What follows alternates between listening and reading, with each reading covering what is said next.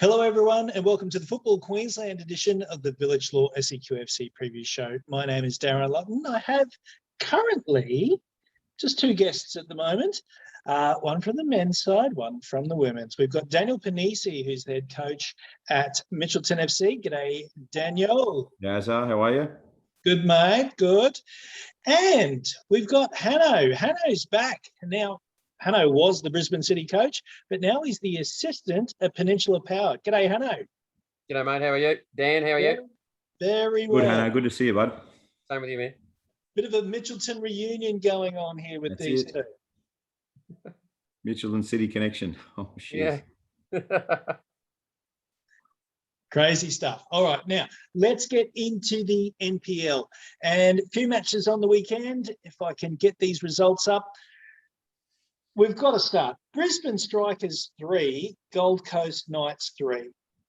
Who predicted that? Daniel, did you predict that? Did you think that could happen? No, not like that. Definitely not. I mean, I'm expecting them to be close, but it's shocked the league, hasn't it? But credit to both teams, really. I mean, the Knights. I think they had a 3-1 lead there, so don't know what's going on. And Strikers then followed that up with the 1-0 loss over Capalaba, which was probably the more important game for them. Yeah, ridiculous. And Gold Coast Knights came back with a 5-1 away win at Magpies Crusaders. Going through the other results, Sunny Coast Wanderers had a 2-1 win over Logan Lightning. Brisbane Raw Youth kept on going with their 2-1 win over Lions. Easts 2-0 over Redlands, and Olympic and Moreton Bay a 1-1 draw. Olympic, the league's gone for them now. I mean, it's probably gone anyway, but they just haven't got going this season, haven't got those consistent results together, have they, Daniel? You talking about Olympic? Yes. Well, they just they got the first scalp of power too, didn't they? They did. That was the most recent win, I believe. So, look, when you listen to Ben, they're saying that their form hasn't been poor, and just when you look at the stats, they're not that far off the top. They haven't lost many games. It's so maybe they're hitting form like they did last year at the right time. The second part of the season, they've been pretty good. They started off a little slow, yes, with that loss to East and the like. But at the moment, I think they're close to being one of the form sides in the comp. There you go. So look out for them grand final day, you reckon? Well, at the moment, if they continue to build, they'd have to be there and thereabouts towards the end of the year. They are in third place at the moment on 31 points. There is another team that's also on 31 points, Sunshine Coast Wanderers. Really? That's crazy. Yeah, Olympic on 32, I think, now. 32 with another game played? Yeah. There you go, playing one of their catch-ups. This Sporting TG site is just messing with my head tonight. I'm all over the shop, so hopefully you know a bit more than I do, Daniel. You got Power on 42, played 15 games, and Raw Youth on 35, played 16 games, and one win behind is Olympic. Then there's Gold Coast Knights and Wanderers on 31, and Moreton Bay on 30. So it's and then another drop down as Lions. So it's pretty tight up there. Certainly is. Take over the show now, Daniel. All right, let's have a look at this weekend's fixtures. If I can get that working. Can I get that working? Hopefully I can get that working. Crackers on Friday night, Daz. We got the Olympics, did you hear? Yeah, and you got Power, Moreton Bay hosting Power, and Gold Coast Knights will be the away team, but hosting Brisbane Raw, which is two cracker of games, I reckon. What do you make of Moreton Bay this season? I think they've been terrific. I know Liam tends to think about, which Moreton Bay team it is, but, I think it's one of the strongest seasons they've had in a while, and they built on last year. And, mate, they're knocking on the door of the top four, and they drew with Olympic, and they have not been out of many games. So there's a good test on Friday night against Power. how did Powell go after losing their first game, and can Moreton Bay inflict any more damage on Power? I'll bring Hano into the discussion here, considering he's now at Peninsula Power. I did a little random fact on the week on Sunday. After they lost their game, I thought, geez, it was probably this time last year that they lost a game. And just going through when they lost their first game of the season. 4 years ago, they didn't lose a game. Then it was round 17, round 5, and round 16 this year. It's just a club that knows how to win. And a great culture to be a part of now for you, Hannah. Yeah, for sure. I mean, it's only been a couple of weeks, obviously, since joining, and probably ease my way into things up there, and haven't met, everyone yet that I'd like to. But, Alex has made myself feel quite welcome, and the girls up there. So, yeah, really looking forward to the end of this year, and then, really starting to kick things off and strengthen for 2022 for sure. All right, we'll come back to that in a moment. So looking at this weekend's fixtures in the NPL, we've got Logan Lightning up against Strikers. Daniel, I reckon that's a game where Strikers could get something there.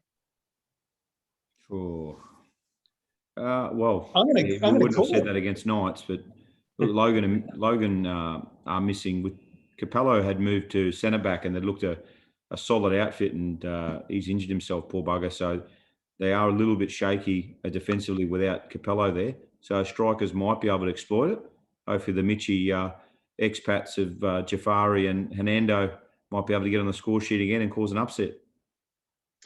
Redlands are hosting Lions FC. Magpies up against Capalaba. Sunny Coast Wanderers taking on Gold Coast United, and Olympic up against Easts. All right, now let's turn to let's go NPLW. So, Hano, the split, it's happened now. So we've had the top 7 plus the QAS who finished in 10th place. I'm going to firstly ask you about that. How do you feel about QAS remaining in the top tier of the women's competition, regardless of their ladder position? Yeah, it's fine. I think the rules were clear from the start, so there's no issues there for me. But one thing I would say, whether they're in the top or bottom one, I think they're going to learn either way. So, but I wish them luck in the top tier. It would be very, very tough for them. I think. For myself personally, since I joined the game, I think I've been waiting for this for a long time to have, the top 7, 8 teams go head to head, and then, the rest fight it out to try and get up. I think it's going to be, really, really interesting. So I think you'll have now good games every week. You know what I mean? Like, imagine those top 7, 8 teams. You're not going to have a bad game there. And the what do we call the FQPL? FQPL, yes. FQPLW. Yeah, I mean, we're going to have good games down there too. You know what I mean? Like, it's going to be like for like. So it'll be really interesting. Do you think it's strange though that there's going to be a relegation spot from the NPLW and a promotion spot from the FQPL1? That's occurring, isn't it? Yeah, that's what happens. Yeah, so it's 1 up, 1 down. So at the end of this year, you finish top in the FQPL, you go up, and then the bottom one in the NPL goes down. So if you're Moreton Bay or the Sunny Coast Wanderers, it's kind of a disincentive to be in that top half of the draw, wouldn't you say? No, you always want to be playing top flight football, don't you? That's true, but it'd be much easier if you ended up coming 8th. So put it this way: Western Pride coming 8th, I think, are in a better position now to be in the NPLW next season than Moreton Bay and the Sunny Coast Wanderers. Yeah, probably. But you know what, Dave at Moreton Bay, I mean, he's incredible what he's done there. Incredible. He's brought really good young players in, good mix with Jess in the middle, and he's a good lad too. He's very, very likable, and what he's done there is a full credit to him. And there's I can't see them going down. No way. He's too smart. All right, let's deal with the elephant in the room. Brisbane City. You were head coach there at the beginning of the season. You're not there now. What happened?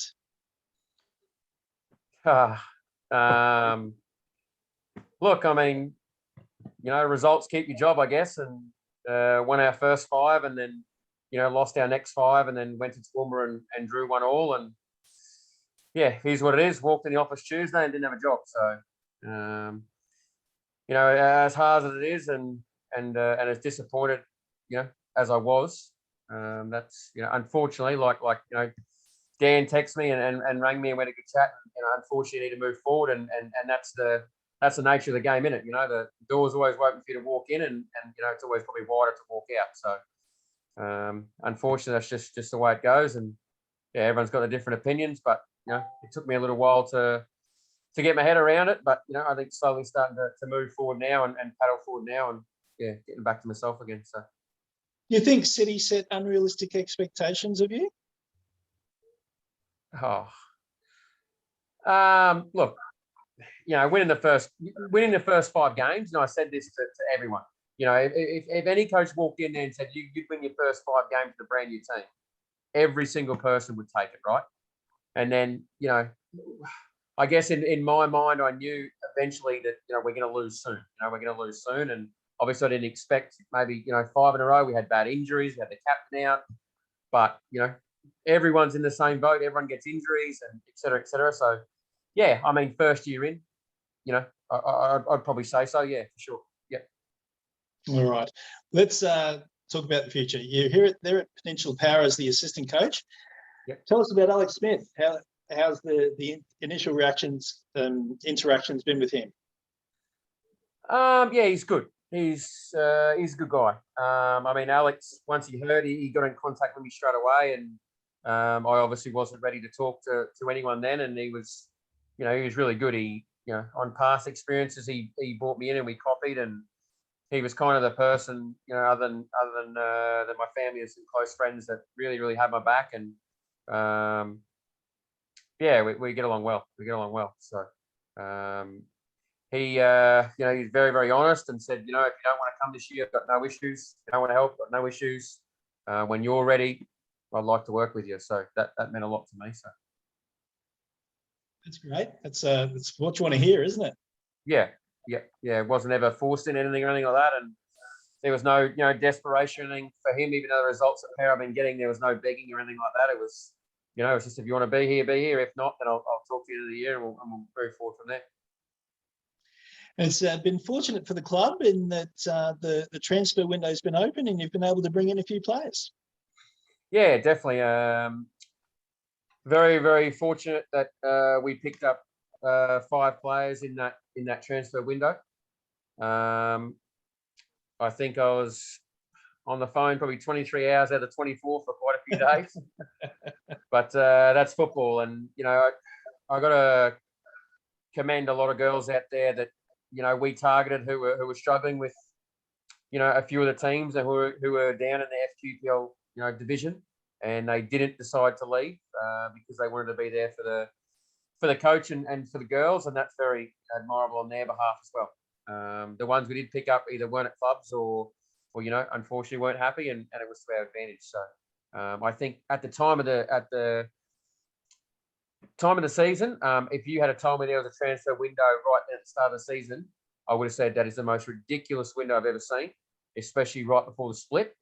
But I think the players full applause to the players. A lot of them didn't move and stuck it out, and I think they've turned it around, if that makes sense. I mean, I thought there would have been a lot more movement than what there was, but there hasn't been. So I think it's really good.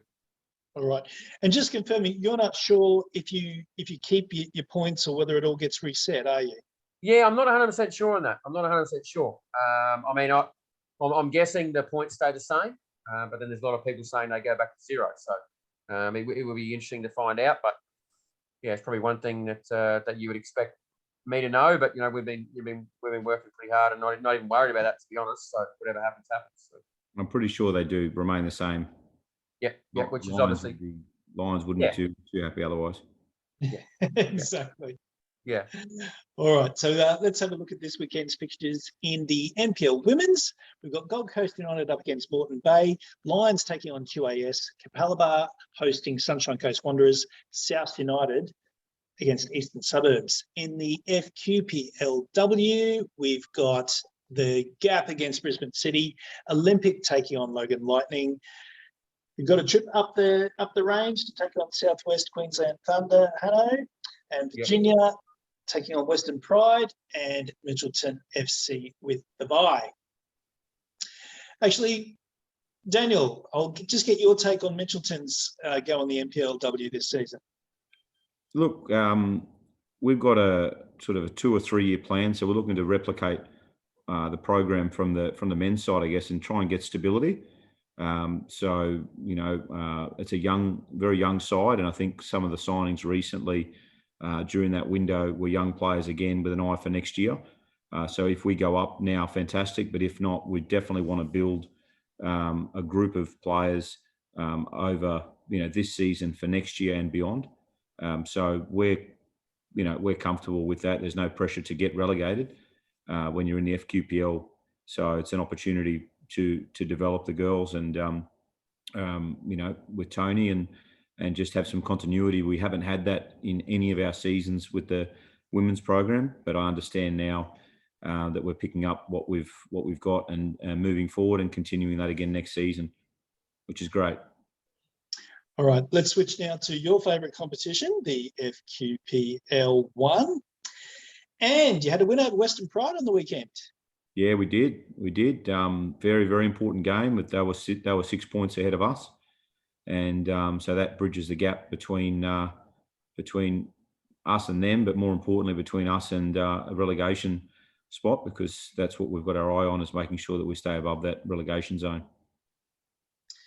Looking at the other results, Brisbane City had a 2-0 win over Ipswich Knights.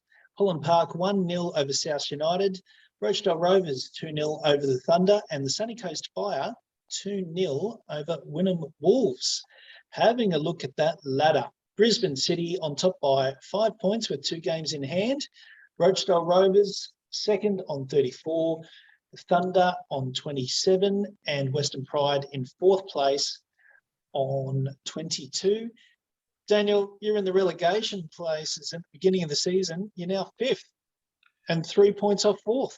Yeah, well, I mean, I that's why I could sense, I've been through what Hano went through, whereas first time in my career, we lost, I think in our first 6 games, we had no points. We're rock bottom. So it was a challenge, and it's never nice. But like I say to the players and to the other staff, you can't enjoy the good moments without going through these kind of moments. And this year, definitely if I'm selfish, from a coaching perspective, this has been the best year of my career. It's really, really unearthed so many different facets that I've had to learn and made a lot of tough calls, but it's been good, and it's still an exciting challenge. But yeah, you're right. We were right down the bottom. We didn't win a game in the first 6 or 7 games, so we've found some form and moving forward now. And Sunny Coast Fire out of the relegation places for this week at least. Let's have a look at this weekend's fixtures. And we've got Southside Eagles taking on Wolves. Western Pride up against Southwest Queensland Thunder. Rochdale hosting South United. The derby game, that's always a good one. Holland Park taking on Ipswich Knights, and Sunny Coast Fire at home to good old Mitchie. Tell us about that one, Daniel. Look, you can look at the table, or you can look at the recent form. And recent form, Fire have been very good. They haven't conceded the last 2 games, and they're a tough side to play against. And they've been unfortunate in a lot of games. That's why they dismantled Rochdale. So look, we're really looking forward to it. Similar wins that a lot of coaches have, but I mean, at training last night, we were missing 16 players between our both groups, and against Western Pride, we brought in quite a few of the under 23s, and so it's great to have depth. But this time of the year, it's really challenging I'd say for most clubs, probably not City, but for everyone else, where you get injuries, suspensions, and the like. So we're sort of treading water through this period, and then we'll have some more players back each week from now on. So the Fire game, we're looking forward to it. Really, really looking forward. It's going to be a great battle. Souths have been inconsistent with their results. They've had some good wins, and with that in mind, do you think they can get over Rovers this weekend? Souths have got a really, their starting 11 is excellent. They've got a very, very strong starting 11. The problem with some of these clubs, same with Holland Park and the like, is just the depth. Can they do it? Oh, gee, I don't know about this week. I think Rochdale have got a bit of swagger about them now. I think it's certainly going to be a tough game. It's not going to be easy, but I don't think they're going to get over the line against Rochdale this week. It's going to be challenging, but I don't think they're going to get over the line. And Wolves are back in the relegation place, back in 11th on the ladder. Yeah, look, I've got to be honest. Wolves are really struggling.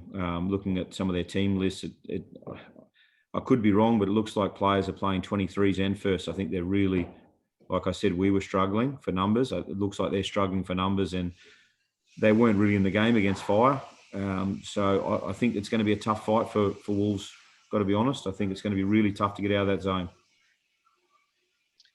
All right, let's have a look now at the FQPL2. And there was a match last night. Virginia had a 3-1 win over Sanford. We'll see if we can drag up some of these other results from the weekend. Yes, we've got them there. North Star, a 1-0 draw with Grange Thistle. Taringa, 4-0 over Coomera. Magic, a 2-1 win over Virginia. And Caboolture, just a 1-0 win over Sanford.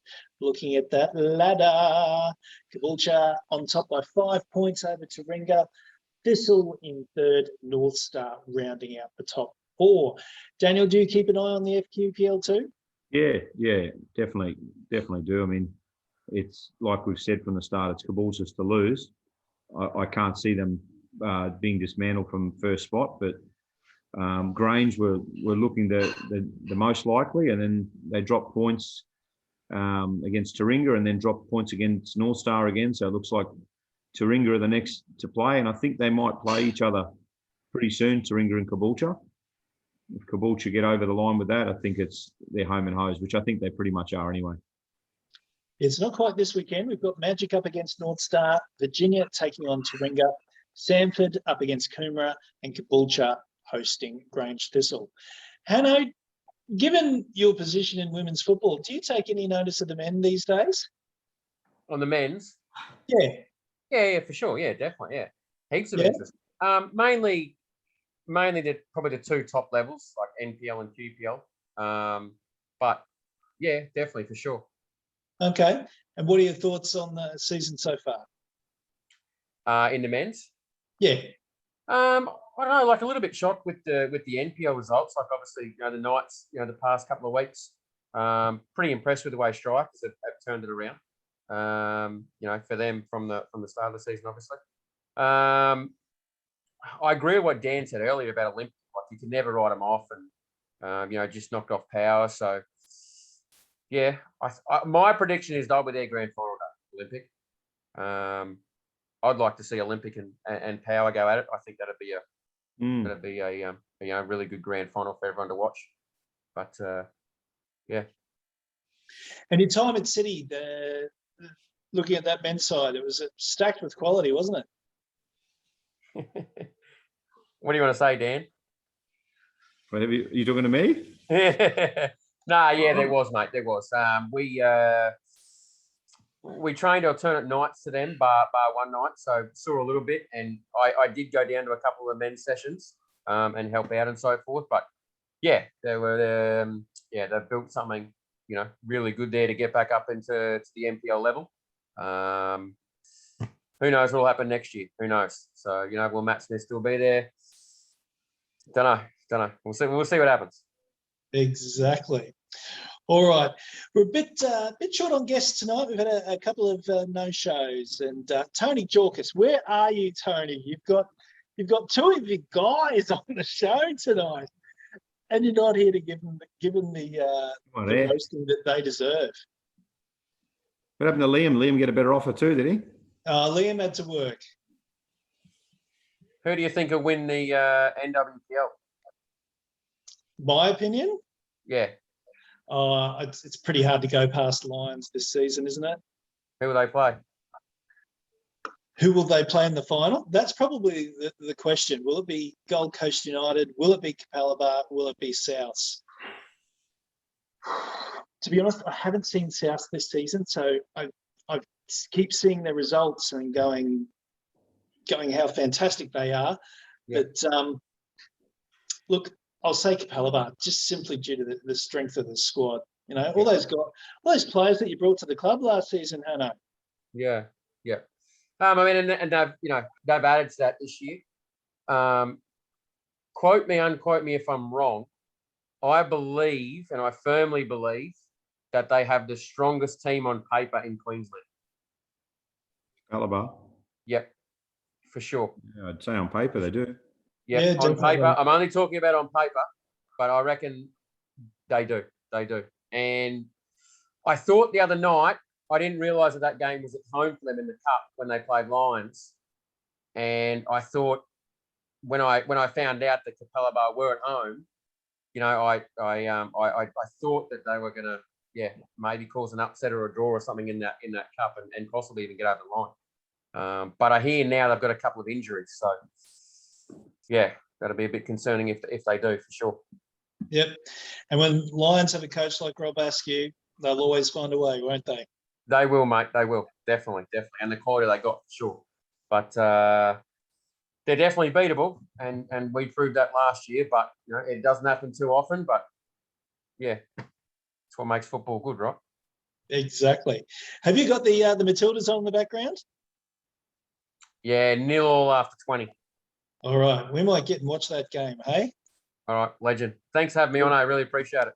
Good stuff. Great to have you with us, Hano. Thanks, And boys. Daniel, the second appearance this season, I believe, possibly so. even the third. Off the bench. Off the bench, yes. All right. Thank you for tuning in, Thanks, guys. boys. This is the Football Queensland edition of the Village Law SEQFC preview show. We've still got to come up with a name for that Football Brisbane show. Anyway, thanks, guys. We'll see you next week. See you, lads.